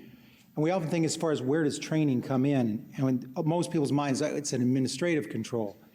Now think of any of the other controls that you put in place. If you have a engineering control in place, is there training that's required for how to use it? How do you disable it as far as hazardous energy or lockout, tagout? When you're dealing with PPE, there's training involved. When you're looking at what can be eliminated, how do you replace it or substitute it? Again, training is required in order for anybody, any practitioner, to know how to do this, to know how to teach somebody else to do this. So training is an aspect that's across the board. And when we look at as far as online training, this is showing as far as the expectation is 1.1 billion users by 2029. This rate of adoption of moving to online training is actually probably increasing even more, is what we've seen in the last 12 months. So when I talk about training, I'm going to actually pull into just one element of the essential parts of training. And it's the one element that AI has the biggest impact on. So if we look down here as far as the description, what's like for something to be training, you have to think about what is being taught, the subject matter, who the training is for, that audience. And as far as in online training, it's an audience of one every single time. Who's supposed to get that? Did that person actually participate in that training? Did they finish it? And some sort of documented evidence. So if you look at any regulatory structure, post-incident, this is the type of thing they're going to be looking for. And what type of things are we looking for in the training that'll help with this? As far as who and are they participating? And what's happened is organizations are using different techniques in the design as far as to confirm participation. So you'll see as far as you might have modules, people have to click through and go through, and there's navigation requirements. So it's not just a click, play, and walk away type structure.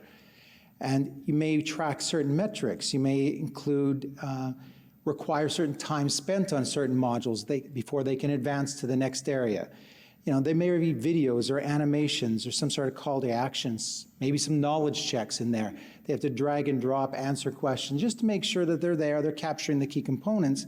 And then obviously gating, showing that they are required to meet a certain level of knowledge before they move on to the next area. Right?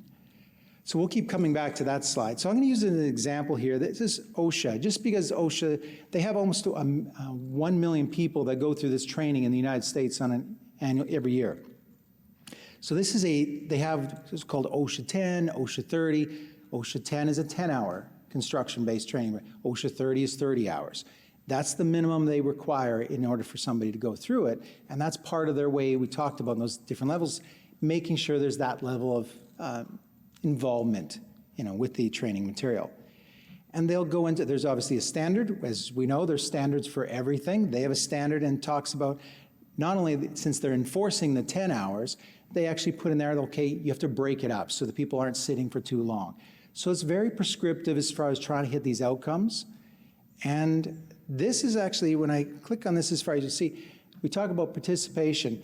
This is actually one of the ways that people are getting by 10 hours of training is they hook their mouse up into an oscillating fan. It goes back and forth because that's the level that they check for in this as far as is there mouse activity. So long as there's mouse activity, the training will go along. You can just come back every once in a while and advance to the next page.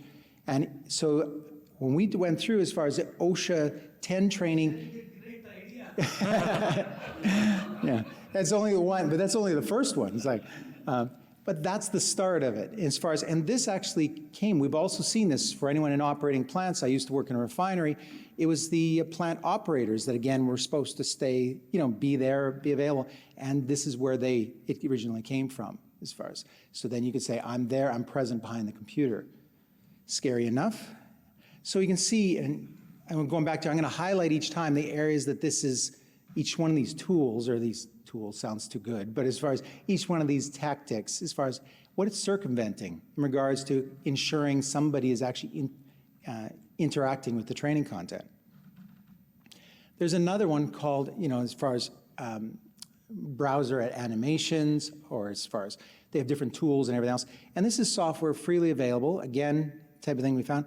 So what this is, what this was shown as far as a contracting organization working for a large mining facility was required to onboard numerous staff on a regular basis. They would bring them in from all sorts of jurisdictions that fly them in, and you can imagine there was a significant cost associated. What you're seeing here is the system running by itself. This automation, they went through it once, and all they had to do is open a computer, click play, and it knew where to click. It would just start moving around. So somebody had to do it once, but then after that, in this case, this contracting organization was able to put hundreds of people through without them actually having to be present or there. Okay. So you can see now, keep going back to these techniques to use to make sure there's participation. This is hitting a couple other areas. So now we look at GPT, there's AI, as far as, this is what most people think it is, as far as when you're doing online training. And all this is as far as somebody's got a question, they go to ChatGPT, they find the answer, then they go to the next question, highlight it, go back over to ChatGPT, come back, find the answer, right? That's what most people assume is happening. And I'll show you, actually, this is the first generation of what came out. When I say first generation, this is 9 months ago. So you'd have to highlight it, and you don't have to leave the page. It will come up and actually tell the answer on the page. These are AI plugins, very common in universities and everything else. And as we know, people that come out of school, they usually go into the workforce, you know. So that was the first generation. And what this is doing is actually embedding into the learning management system the code, so it's reading actually right off the page, right? So again, it's rather invasive. Most of these tools also will grab a copy of the question and they make it then available for sale on their websites for anybody that wants to know the answers ahead of time. So this is the next generation, and you are going to miss it because everyone already does, as far as, and it's done. So I'll come back to show what happened there, but the user did not have to do a thing, literally a thing. They just had to open the page and it would go through. So what I'm going to do is show you here very quickly. This is, let's see, alcohol service, different exams, the California bar exam, confined space training, driver's license, first year medical anatomy class, food service, math technician, nuclear gauges. We have nursing in Spanish and the pilot's exam in French. So it sounds like it's going to take me a while. Whoop, sorry, I went too quick. All right. And is it playing? I did have to click again. Technology, 1 second. There we go. So the tabs are along the top. This is all that's required for each one of these is you click open the page. Before the human eye can register it, the answers all been answered for you. This actually came out of one where an organization senior leader was actually testing. They had a fatality on site. They rolled out some training to try to address it.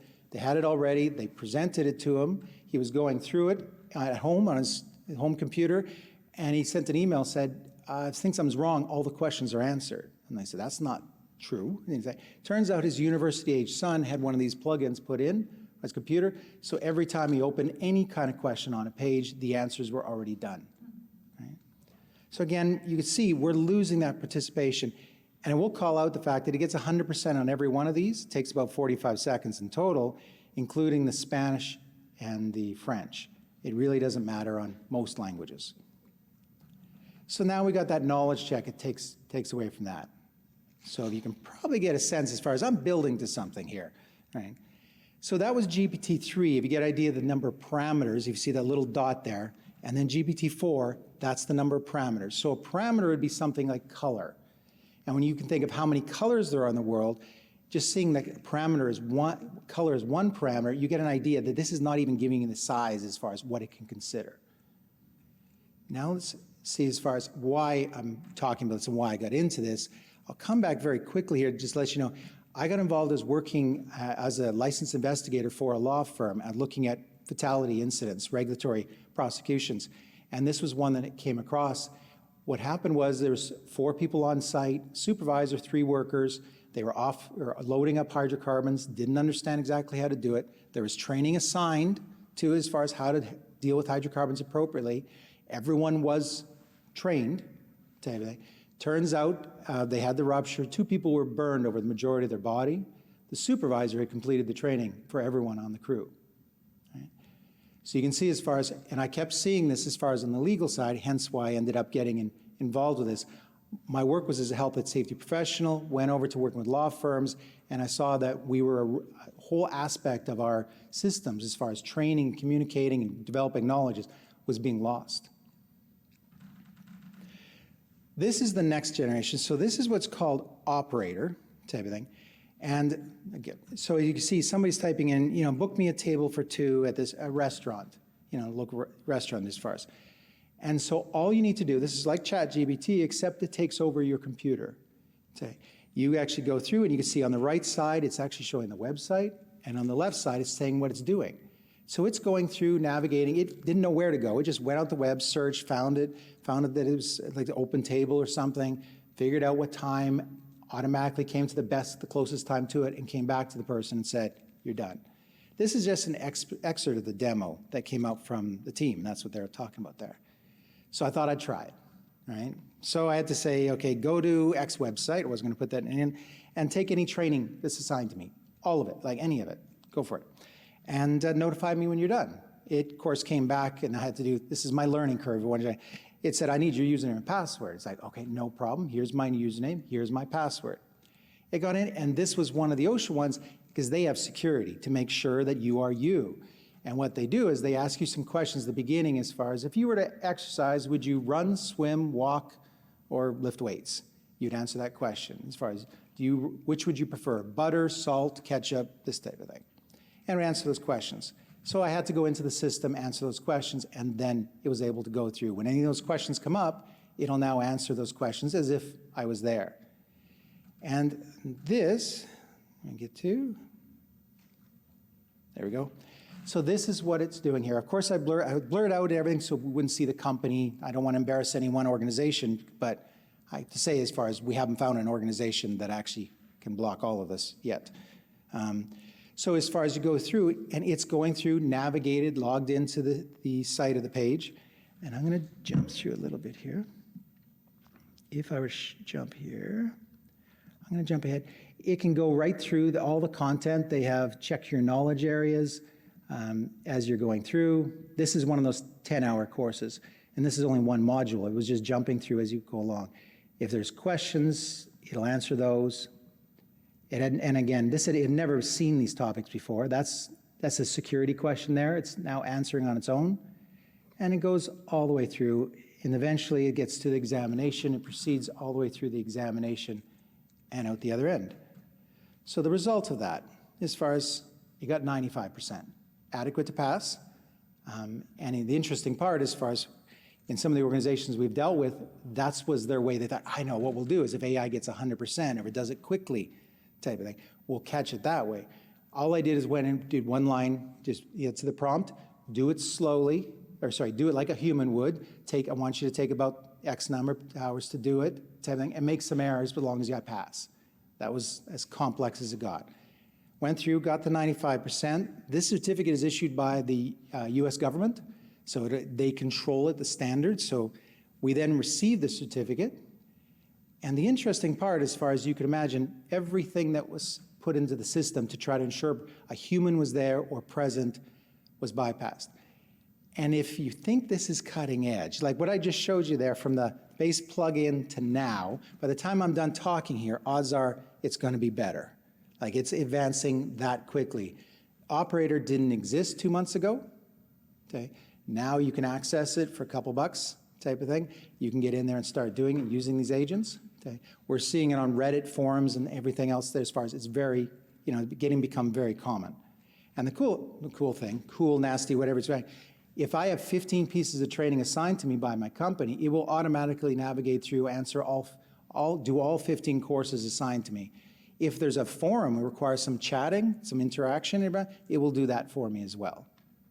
It will just read everything just like a human would and answer it and participate like a human would. All right? So what are we going to do? One, like anything else in the health and safety profession, we need to assess how we're doing our training systems. There is ways to mitigate everything that I put out there. But for most organizations, moving training from in-person to online was a way of saving millions of dollars, but we're losing something in the mix. And as far as, I'm not saying don't use training, online training. There is an appropriate time and a place. There's technological ways of stopping and preventing this. But you need to do that and then make it a part of a continual assessment, just like a work site, because as far as what the issues are today are not going to be the same issues they are in 6 months. All right?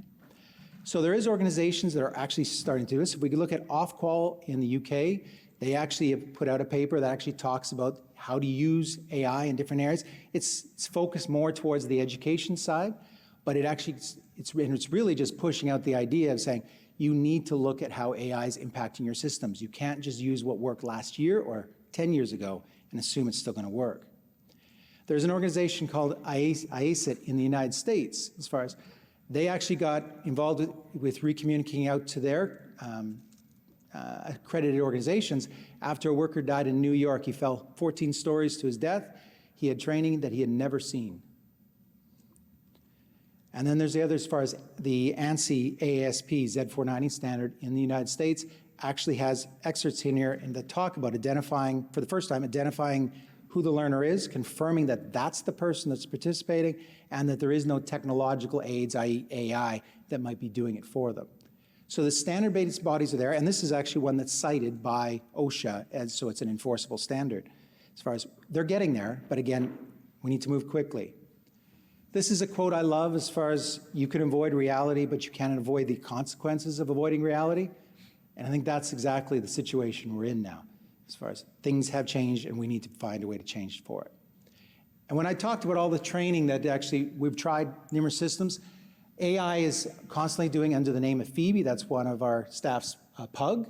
So Phoebe has over 200 different certifications. You know, it's from confined space to forklift. She's received demerits off her driver's license for dangerous driving. She we haven't found a system that AI in conjunction can't go through an award. So if you have a system, and I was joking with somebody earlier, it's like, if you have a system, we'd love to try it and just see, will your system award training to a dog that was never even there? But I will say, interesting and sad point, the only thing that requires human participation in all these pieces of training is the giving of a credit card. It can be done, but that's the only part that requires human participation. Right? And that's it, sir. Thank you very much, Robert. Some very eye-opening stuff for me there. Who in the audience was aware of Operator for his session? Put up your hands. Couple. All right. What questions have you got for Robert? Cam, do you want to jump up?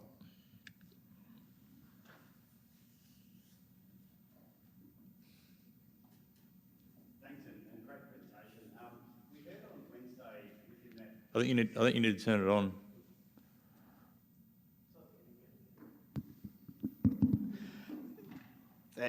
Yeah, thank you for your presentation. So we heard on Wednesday the increasing use of biometrics and their interaction with that. Where do you see the ethical standpoint between using biometrics as a control and things like with the generation of ChatGPT? Oh, good question. As far as a lot of people are racing out to solve one problem and they create another one. So it's like you start throwing biometrics, start collecting this data, then who's storing it, securing it, how could it be used? There is technology out there that actually will use biometrics and do it on the person's device, so it never leaves their device. So that's one way to go down. There's other things where the feed can be analyzed by AI itself, and I can keep going as far as there's lots of different ways of doing it, and there isn't a one solution that fits all, as we're all used to with being in this profession as far as, but it's a matter of doing that assessment. How important is it? Like in some cases, the content doesn't matter, and somebody talked about that. You might be able to go right to the examination because it's that robust. Yeah. There's other times where it's really, you need their participation. You're trying to change hearts and minds, and if you don't have their eyeballs on there and their interaction, you're losing the benefit completely. Thank you. Thank you. What other questions? Dino?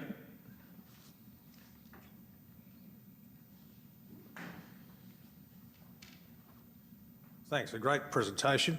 I just wonder whether this training needs to be done synchronously or asynchronously.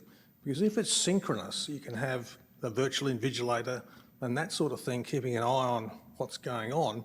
What are your thoughts about whether or not this sort of training should be synchronous? Yeah, I would say, again, it's a matter of doing assessment because in some cases it doesn't matter. And I'll give you a sec. I was working with a law society, and they talked about doing assessments, and they would do like in-person, one-on-one video interviews. And what's happening on the learner's device is actually you have think of like the president, we see politicians and they'll have that plexiglass up in front of them with the words on them, and you see through it. And that's what's happening on the person's device. It's analyzing the conversation. There's a fellow that actually, that had no development experience as far as that coder, and actually got a job with Amazon at a full stack coder, went through the interview. As you were asking the question, it's analyzing, was telling the person exactly what to say. So as far as, each one of these things, it's better in some aspects, but you really need to look at as far as what is your system. And so as far as the synchronous, asynchronous, having somebody even in the Zoom call. There's some program that was taken down now, but it was called Bueller. If anyone knows the movie Ferris Bueller, where the teacher was going Bueller, Bueller. Anyway, for a Zoom meeting, if you have a staff meeting, you can record yourself in a video just for a couple minutes. It'll put it into a loop.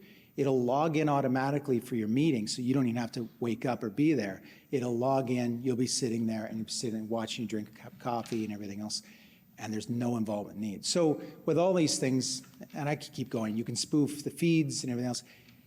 I don't want to make it sound overly technical, but in most cases, you're going to put your safeguards based on the level of risk. And you can vary simple safeguards for certain training. If you are doing like a bar exam or something like that, you'd want to have greater safeguards than you would for a site orientation. But right now, say the vast majority, or 85% or more of the organizations in the world, aren't even doing anything, are doing anything right from the site orientation all the way up. Follow up? Dino's got a follow-up question. Do you want to jump up again, Dino?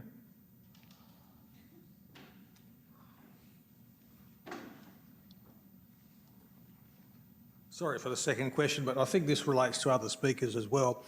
In the back of my mind, I'm thinking, you know, you can have training, you can have tools and games and whatnot to reinforce behaviours rather than attitudes or knowledge.